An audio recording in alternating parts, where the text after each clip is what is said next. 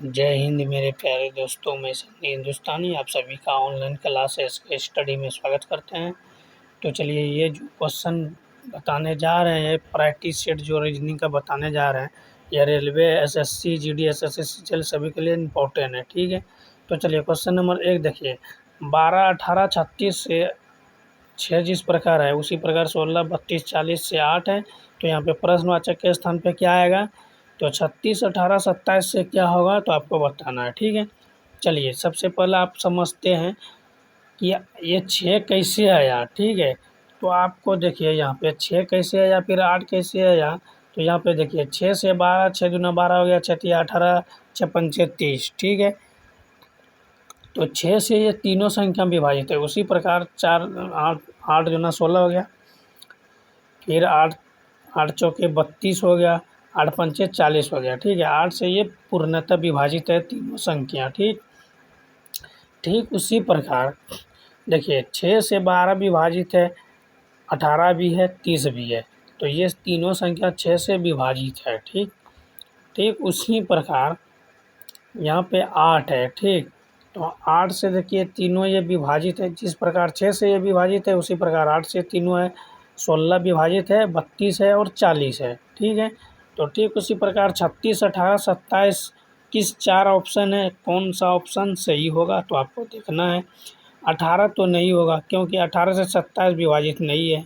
12 भी नहीं होगा, क्योंकि 12 से 27 विभाजित नहीं है। तो 9 से सभी संख्या विभाजित है। 9 चौके 36 हो गया, 9 दूना 18, 9 तिया 27। तो ऑप्शन सी बिल्कुल सही जवाब है।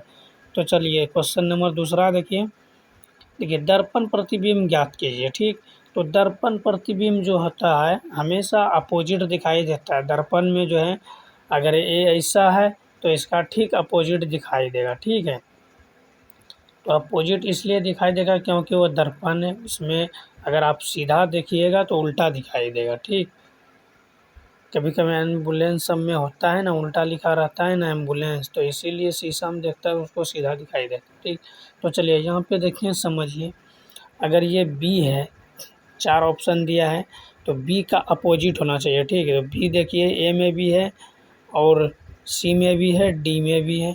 तो सबसे पहले इसका अपोजिट देखिए, उल्टा किस में है। ठीक, तो यहाँ पे देखिए बी जो है इसका कुछ इस प्रकार होगा अपोजिट। तो यहाँ पे देखिए डी में नहीं है। ठीक, तो डी तो ऐसे ही गलत हो गया। अब बचा सी और ए। ठीक है, बी तो पहले भी गलत हो गया है। तो यहाँ पे देखिए बी जो है सी जैसा है वैसा ही रखा है, लेकिन इसमें परिवर्तन होना चाहिए। तो सी भी गलत है, तो ऑप्शन क्या होगा? Option A is the right answer हो जाएगा। ठीक, कोई भी दिक्कत है आप कमेंट कर सकते हैं। चलिए क्वेश्चन नंबर 3 देखिए। निम्नलिखित में से सादृश्यता को ज्ञात कीजिए। ठीक है, सादृश्यता होता है एनालॉजी, इंग्लिश में बोला जाता है। ठीक है, चलिए महल जिस प्रकार झोपड़ी से संबंधित है, उसी प्रकार हाथी से किससे संबंधित होगा? तो देखिए महल होता है, बहुत बड़ा महल होता है, राजा महाराजाओं जो रहता है वो महल होता है। और झोपड़ी होता है, छोटा मोटा गरीब लोग आदमी रहता है। तो महल की तुलना में झोपड़ी बहुत छोटा है। ठीक, तो इसी प्रकार जैसे महल की तुलना में झोपड़ी छोटा है, उसी प्रकार हाथी के तुलना में, ठीक है, हाथी के तुलना में तो सबसे छोटा क्या आएगा? कार आएगा? नहीं। बस आएगा? नहीं। गाय आएगा? नहीं। तो आएगा क्या? चूहा आएगा। ठीक है, क्योंकि हाथी का आकार बहुत बड़ा होता है, तो उसका छोटा सा आकार होना चाहिए। ठीक, तो उसका छोटा सा आकार क्या होगा? तो चूहा ही होगा। जिस प्रकार बड़ा महल का आकार छोटा झोपड़ी होता है, उसी प्रकार बड़ा हाथी जो है, हाथी का आकार जो है एक चूहे के बराबर होगा। ठीक है, इसका छोटा आकार चूहा। जैसे बहुत बड़ा महल है, इसका छोटा आकार झोपड़ी हो जाता है, तो उसी प्रकार हाथी का बहुत बड़ा शरीर है, तो छोटा आकार चूहा हो जाएगा। ठीक, तो चलिए ऑप्शन देखिए 4 क्वेश्चन नंबर देखिए। द्रव है, दूध है, ठीक है, नदी जल है। ठीक, तो सबसे पहले समझिए कि द्रव, तो इस प्रकार डायग्राम हम बना लेते हैं। ये द्रव हो गया। ठीक है, एक और डायग्राम बना लेते हैं, तो ये दूध हो गया। फिर एक और डायग्राम बना लेंगे, तो ये जल हो गया। ठीक, तीनों डायग्राम अलग अलग किस्म का हो गया, अलग अलग कलर का हो गया। तो देखिए जल से देखिए दूध द्रव होता है, जल भी द्रव होता है, दोनों मिल के भी द्रव बनता है। तो इसका डायग्राम किस प्रकार होगा, तो ये हो गया दूध हो गया, ठीक, और ये हो गया जल। तो जल और दूध दोनों जो है किसके अंदर आएगा, तो द्रव के अंदर ही आएगा। तो कुछ इस प्रकार ऑप्शन ए इधर राइट आंसर हो जाएगा। चलिए क्वेश्चन नंबर 5 देखिए, ये भी मोस्ट इम्पॉर्टेंट क्वेश्चन। निम्नलिखित शब्दों को शब्दकोश में आने वाले क्रम के अनुसार लिखें, ठीक। तो इसमें देखना अल्फ़ाबेटिक है, जैसे बी है, बी के बाद ए है, फिर एन आएगा, बॉक्स आएगा, इस प्रकार रहेगा। पहले बी देखना है, उसके बाद ए आएगा, उसको देखना है, ठीक। तो देखिए यहाँ पे ऑप्शन में दिया है क्या क्या है, 4 ऑप्शन है। देखिए यहाँ पे ए में बी है, ए है, बी है, ए है, एन तक तो सभी में 4 ऑप्शन में है, तो एन तक हमको कैंसिल कर देना, ठीक है।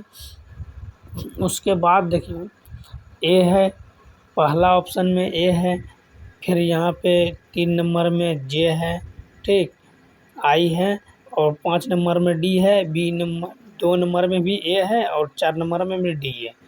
तो सबसे पहले हम देखिए यहाँ पे ए 2 ए है, ठीक। तो हमको देखना है सबसे पहले उसको कौन सा हमको लेना है। तो देखिए ए के बाद एल है, ठीक। तो ए के बाद एल है, यहाँ पे 1 नंबर में ए के बाद एल है, एल का प्लेस वैल्यू 12 होता है, और उसके बाद ए के बाद एन है, एन का प्लेस वैल्यू 14 होता है। तो पहले हमको 12 वाला लेना है, ठीक। तो पहले ए लेना है, 1 लेना है, उसके बाद 2 लेना है, फिर क्या लेना है, तो यहाँ पे देखिए 4 में भी डी है और 5 में भी डी है। तो यहाँ डी के बाद क्या है, आई है, ठीक। तो यहाँ पे और आई के बाद यहाँ डी के बाद ए है, पहले 4 नंबर लेंगे, फिर 5 नंबर लेंगे, फिर 3 नंबर लेंगे, ठीक। तो कुछ इस प्रकार option C is the right answer. चलिए क्वेश्चन नंबर 6 देखिए, निम्नलिखित में सादृश्यता को ज्ञात कीजिए, ठीक है। तो देखिए FED है, MKI है, PON है, प्रश्नवाचक चिन्ह है, ठीक है। तो एफ जो है 6 नंबर पे आता है, प्लेस वैल्यू 6 होता है, और एम का प्लेस वैल्यू 13, तो 7 प्लस हुआ। उसी प्रकार ई का प्लेस वैल्यू 5 होता है, और के का प्लेस वैल्यू 11, तो 6 प्लस हुआ। और डी का प्लेस वैल्यू 4 होता है, और आई का प्लेस वैल्यू 9, तो यहाँ पे प्लस 5 हुआ। तो देखिए प्लस 7 6 5, तो इसमें भी पी का प्लेस वैल्यू कितना होता है, 16, 16 में 7 को प्लस करेंगे 23 आ जाएगा। फिर ओ का प्लेस वैल्यू कितना होगा, तो ओ देखिए 23 कितने नंबर क्या आता है, 23 जो है डब्लू आता है, ठीक। तो यहाँ पे देखिए 15 ओ 15 पे आता है, और प्लस 6 करेंगे 21, तो 21 किस पे आएगा, यू पे, तो WU किस option, option C is the right answer, ठीक है।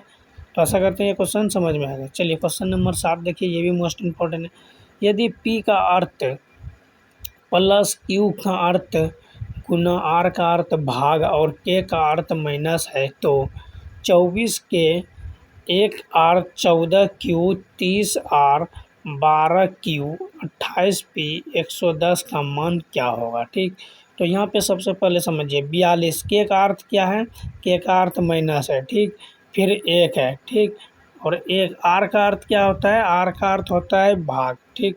तो यहाँ पे 14 में हम भाग दे देंगे। फिर क्यू का अर्थ क्या दिया है, क्यू का अर्थ गुना, तो यहाँ पे 30 को हम गुना कर देंगे। फिर क्या, आर, आर का अर्थ क्या है, तो यहाँ देखिए आर का अर्थ हमको आर क्या है, भाग दे देना, ठीक, 12। उसके बाद देखिए क्यू, क्यू का अर्थ क्या होता है, गुना, और गुना के कितना करेंगे 28 से। पी का अर्थ क्या होता है, प्लस, ठीक, पी का अर्थ प्लस है, तो यहाँ पे प्लस देंगे 110, ठीक। अब इसका सॉल्यूशन कीजिए, ठीक है। तो सॉल्यूशन इसका कीजिए, तो डायरेक्ट इसको जो है देखिए यहाँ पे 14 दूना 28, 14 को 2 बार में कटा दीजिए, 28, ये हो गया 6 दूना 12, 5 छके 30, ठीक है। तो 42 में 5 को माइनस कर देंगे और प्लस कितना कर देंगे 110, ठीक है। तो यहाँ पे देखिए ये 42 है और यहाँ पे 110, ठीक। तो 42 और 110 को हम प्लस करेंगे 152 और माइनस 5 देंगे, तो ये हो जाएगा 147। Option C is the right answer, ठीक। चलिए क्वेश्चन नंबर 8 देखिए, यदि राहुल आदित्य से लंबा है किंतु रोहन से छोटा है, और रोहन करण से लंबा है, तो कौन सबसे लंबा है, ठीक।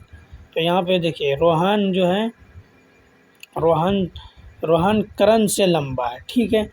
तो कौन सबसे लंबा है पूछा गया है, तो कौन सबसे लंबा है, तो यहाँ पे देखिए रोहन है, फिर क्या है, राहुल है, फिर करण है। तो सबसे लंबा कौन है? तो यहाँ पे देखिए, तो सबसे लंबा जो है, सबसे लंबा राहुल है, रोहन है, ठीक। क्योंकि राहुल से, आदित्य से भी सबसे लंबा है, किंतु रोहन से छोटा है। रोहन करण से सब लंबा है, तो कौन लंबा है? तो रोहन, राहुल लंबा है, ठीक। चलिए क्वेश्चन नंबर 9 देखिए, ये भी मोस्ट इम्पॉर्टेंट। निम्नलिखित श्रृंखला को ज्ञात करें, प्रश्नवाचक के स्थान पे क्या है आपको बताना है, ठीक। तो यहाँ पे देखिए, जेड से वाई आया, ठीक।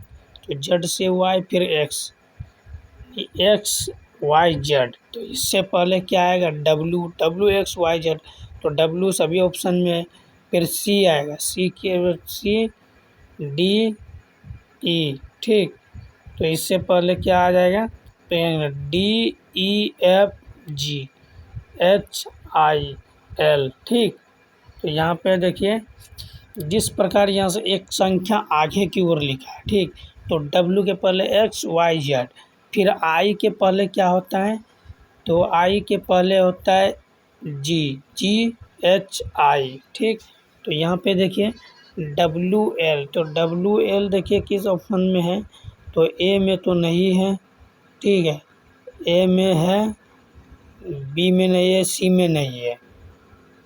और यहाँ पे डी से डायरेक्ट एक संख्या छोड़ के देखिए, ए से डी और जी से फिर क्या आएगा? तो option C is the right answer. चलिए क्वेश्चन नंबर 10 देखिए, निम्नलिखित श्रृंखला को ज्ञात करें। तो 1 है, 8 है, 27 है, 64, 125, 216, प्रश्नवाचक है, क्या आएगा बताना है। तो चलिए, यहाँ पे आपको साफ साफ दिख रहा है, ये जो संख्या दिया है ये क्यूब है, सभी का क्यूब है।